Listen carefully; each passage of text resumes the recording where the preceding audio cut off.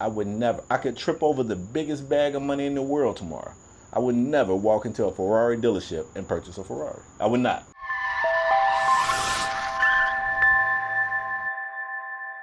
What's good, y'all? It's Cam. It's Spade. We are back. Two Brothers Auto. Another news episode. Is 13, I believe. Yeah, 13. Lucky 13. Lucky 13. Spade. I think it's time for you to kick it off this time, bro. I am ready, bro. Get into it with the people. What kind of news you got for us? I just got a smorgasbord of Ferrari news. Now, Oh, brother. this has been, I don't know. The way we've been blazing through these things, this may have been 5 or 6 news episodes ago, and you was talking about, oh, Ferraris are forever. Ferraris are forever. And I was like, you know what? I'm going to find dirt on Ferrari, and I'm going to make it my duty to come here and throw dirt on Ferrari. And I have done that. It took me a few episodes. Don't say my bias. I'm not.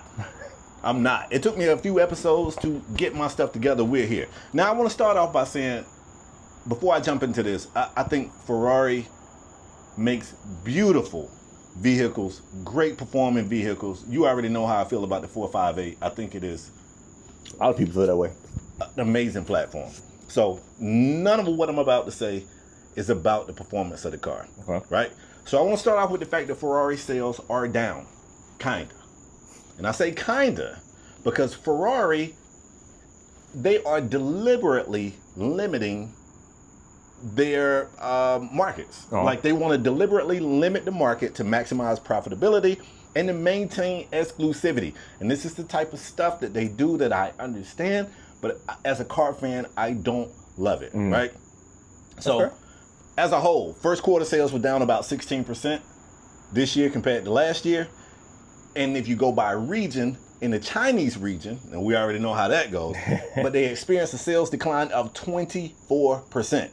Now, if you go to Europe, while markets like France and Italy did pretty good, the UK as a whole saw a drop of 32%.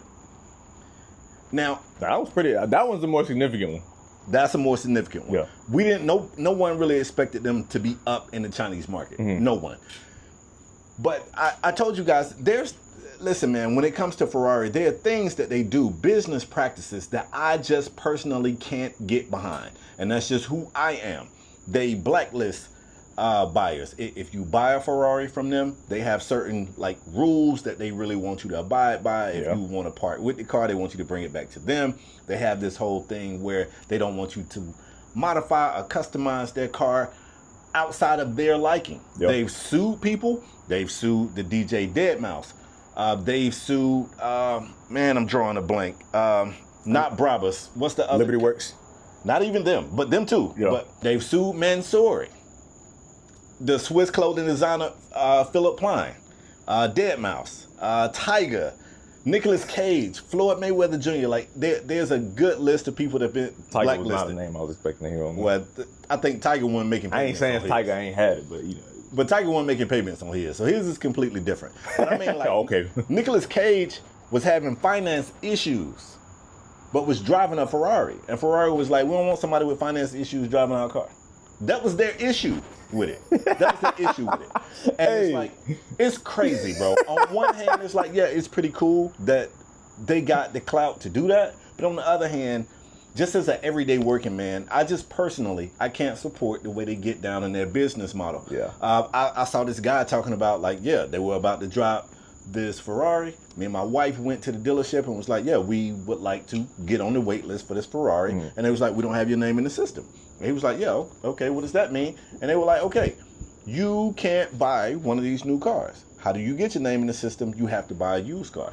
And if Wow. you buy a used Ferrari from them, the used Ferraris typically are ticked up in price because that's the gateway, that's the entry. Yeah. So you go there, you buy a used Ferrari that costs more than the new Ferrari because you want a new Ferrari, but you can't get one. So you buy the used one that you don't want, and you overpay for it. I can't get behind that business model, bro. It's nasty. I know you are somewhat a fan of Ferrari. I'm a fan of the cars. They say never. I feel like I could sit here today and tell you guys, I would never. I could trip over the biggest bag of money in the world tomorrow. I would never walk into a Ferrari dealership and purchase a Ferrari. I would not. Never? What? Never. I'm not gonna go that far. I will. I probably won't ever buy a new one, but Even if you take money out the equation. You a billionaire. I'm a billionaire? Would you buy one new? No. No, because I wouldn't let you. Yeah, I mean, I want to go do all that haggling anyway. I can't deal with it. All that haggling like Can't that's why deal I say used because you can go find a Ferrari from old man Bob. They got one sitting in his garage. You talking like an older one? Yeah. Yeah. Okay. Yeah, like old. I mean, I don't 488. Sure. Definitely not no 450. Not 450. F40. Not the new F80. Nah. Like nah. Nah. Getting another bill. Like go find me a 360 or 430. You know, one of them. I love those cars, bro. Yeah. I just can't. I can't. No, bro. I can't. Like I said, I like Ferrari. I love the cars. You know, especially from a performance standpoint. Absolutely. I'm not a fan of their business practice either. I think the way they police people. Nah, I will say the Nicolas Cage thing is funny to me. I ain't saying it's right, but it's hilarious for them to be like, "Hey, your broke ass can't be representing our car like this. Get your money right. Give it back. Yeah. Give it back." The dead mount situation I mentioned, Liberty Works. Like, I pay for a car, especially those type of people. They paying their car cash. They ain't on no payment plan. Like they don't owe you no money. None of that. It's their car outright. Fam, I don't give a shit if they want to paint it fuchsia. Like it's my car. Who are you to say what I can and cannot do with my car? Like I said, them in Liberty Works, they banned all of Liberty Works because they went and got to cutting up that Ferrari and putting the body kit on there. And them boys said, yeah, nah.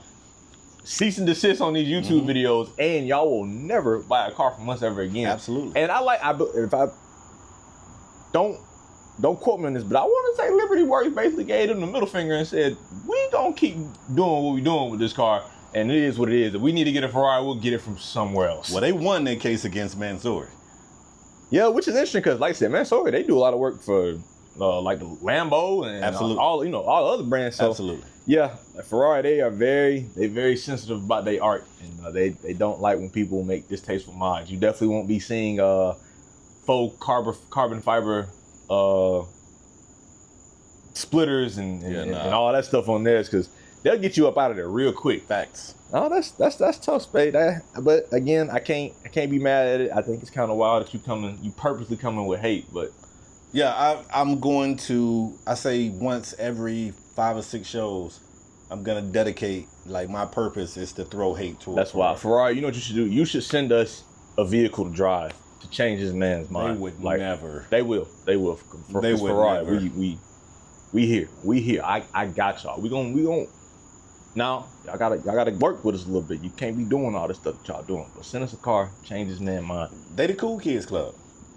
Yeah. Like if you think about it, like the way their business practice is that table in the lunchroom. Porsche got a little bit of them too. Porsche got a little bit. Absolutely, Porsche's. I hate that with the way you get allocations. At least I feel like it's reserved for the high GT end cars. Yeah, you know, and Turbo S and Turbo S, and but probably plain Turbo as well. Speaking of Porsche, okay, going to my what next a great topic. Segue. Yeah, speaking of Porsche, I'm going to my next topic, and I know y'all know me as the Porsche guy, but this isn't good news. This is one I've done this before, but this is one of the few times I got to sit up and I got to look Porsche in the eye and I got to tell y'all Talk to him, bro. Y'all got to do better because Spade, Porsche has yet again increased prices across the entire lineup. So we not just talking 911s, we not just talking Caymans, we talking Cayennes, we talking Macans, we talking Panameras, we talking Taycan. The price of the brick done went up. If it got a Porsche badge on it, the price is going up. Spade, this is the second time in 4 months that Porsche has increased prices. The new base 911, the 992.2, original starting price was $122,000. Yeah. It is now $134,000. Ridiculous, bro. $12,000 from what it was originally priced as. Other models are up from 2.3 to 3.6%. This is after, like I said, a general 7% hike in March of this year for 2026 models. This is, again, it's the second time that prices have gone up. Porsche officials are blaming the market conditions, but the only little bell I will shoot them is that the market conditions they're alluding to are the 25% tariffs on imported cars because Porsche is a manufacturer where 100% of their vehicles currently are made in Germany. So they got one in Mexico too, but I think they haven't started necessarily all production there, but they're still getting parts for some of the cars from Germany. So they don't have anywhere where they're building 100% of their car in America or in the country where tariffs aren't as heavy hitting. They say Porsche faced $2.3 billion worth of deficit if they didn't do these price adjustments. That's what they saying. That's what the folks saying. Now, you know, that math coming from inside the house. So who are we to say whether that's true or not? But they say they would have lost $2 billion if they ain't adjust these prices, and they're saying they only want to make price adjustments when necessary. But when necessary seems like quite often when you doing them 2 times, and we just not reaching the halfway point of the year. So, Spade, between destination fees and the base price, the base 911 costs $4,600 more than it did a few months ago. It's ridiculous. I know you have a lot of thoughts on it, so let's hear it. Yeah, I gotta just say it. Like, bouncing off the back of the Ferrari news, I gotta say Porsche is becoming the new Ferrari, and it's tough for me because I love Porsche. As a kid, I grew up loving 911s. 911 Turbo is my dream car to this day. If at all possible, I will own a 911 Turbo before it's all said and done. But the more Porsche news I consume, the more I'm starting to dislike Porsche. And again, much like Ferrari, it is not the cars. The cars are phenomenal. I love the cars. I can't get with this bullish business model. I just don't like it, bro. I don't like it. And it makes me have this internal battle. It's a part of me that's like, yeah, but you want one. You want one. There's another part of me that's like, I don't want one that bad. You know what I'm saying? Like, I do, but I don't. And then also too, man, you know, I try to save this one here, but on top of their bullish business model, there's also this prickish arrogance to Porsche ownership. Like, people who own Porsches are just assholes. Obviously, they're exceptions to the rule. It's not everyone. That's the reputation. Pretentious, better than everybody. It's you know, so I fight with that internally. It's like, do I even want to be compared to that? So I fight with it.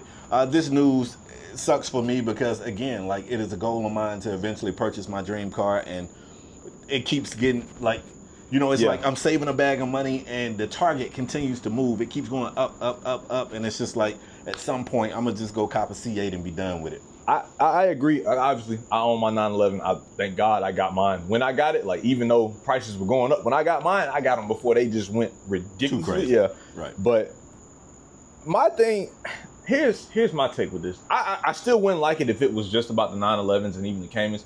What I really don't like is that this is across the entire lineup. For a lot of you that aren't familiar, that Cayenne saved Porsche. And the reason it saved Porsche was because it was for the common person. And more specifically, it was for the common woman. We can say women, probably the average woman, saved Porsche, because without that Cayenne, Porsche's lights would not be on, because everybody, even back when prices were normal, everybody can afford a GT3. Everybody can afford a Turbo S. Everybody can't even afford a 911 GTS. Everybody can't afford a 911 in general. So yeah, like, nope, everybody cannot buy that flagship model. So when that Cayenne came out, like, this was the average person Porsche that you could get. And of course, it was still luxury SUV. It's still, you know, it ain't in the likes of, like, you can go get a Toyota or something like that for much cheaper. But if you had a little bit of coin, but not 911 coin, a Cayenne, a Macan, like that and Panamera, that got you there. So the fact that those models are going up, and we see, I think, don't quote me on the price, but I want to say a Macan GTS is like $130,000. Sounds about right. And if you know Porsche, everything is a la carte. So 130 might be the base price. You gonna spend probably another 5 to 10 bands to tastefully option it out. So yeah, man, I don't like that. I feel like they are shooting themselves in the foot in the long run here. Like, of course, the big ballers, they're gonna have their money. Like, honestly, I think the 911 could keep going up, and the people who want to buy 911, they gonna keep buying 911. But I think you playing with fire messing with that Cayenne. I really think you are, because again, that Cayenne and the Macan keep going up. Don't get me wrong, I'm not a big Urus guy. Right. But if you say 140,000, 150,000 for a Macan to, what a used Urus might go for, what, 2? A used Urus, yeah, 180, 2 maybe. 2, so yeah, fam, if I got $140,000 money, I probably either got 180K money, or I can wait a little bit longer and get it. And you're gonna lose a lot of people when you start doing that. And it's like, fam, those cars don't have the history and the heritage that a 911 does. And they don't have a performance like that. Like, you know, with a 911, it's gonna be not the best, but top in line at speed, top in line acceleration, and it's gonna be the best handling car. And total package, it probably is gonna be the best car. But when you start getting into the Macans and the Cayennes, that ain't always the case.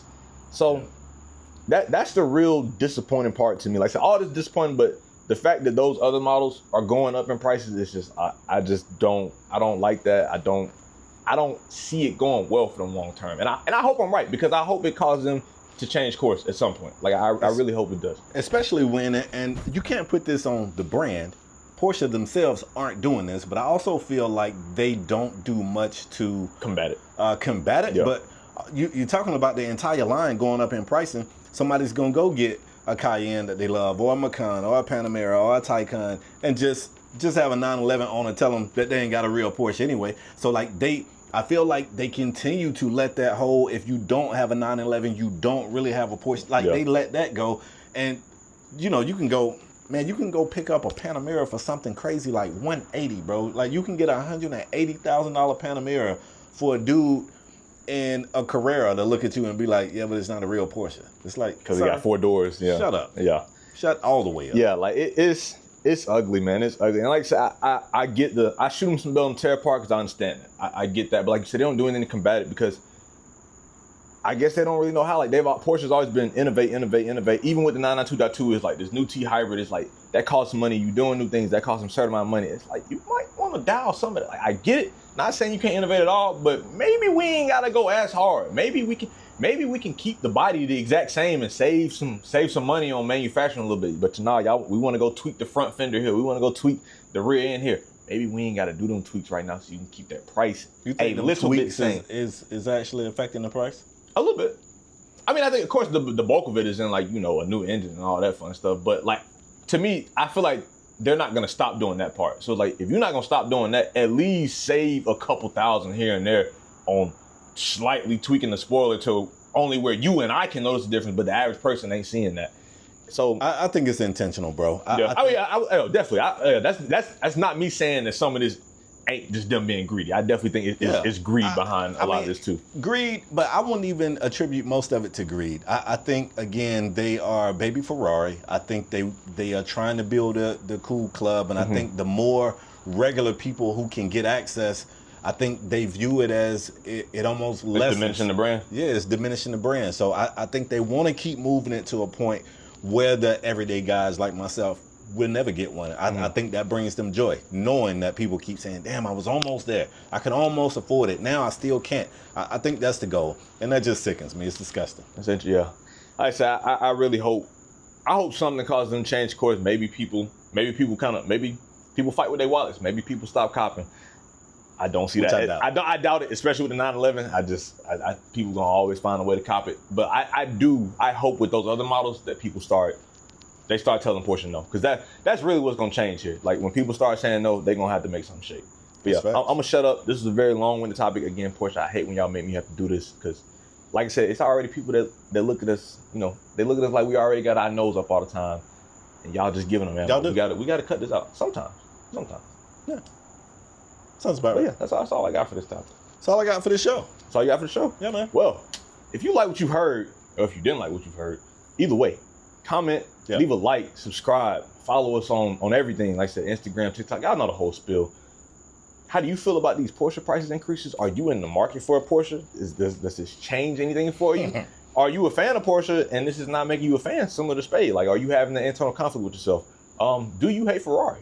And if so, why do you hate Ferrari? Is it because he's bringing you unbiased news, or do you just... I mean, it's still true. It's true. It is true, but your motives are not unbiased. I have a duty.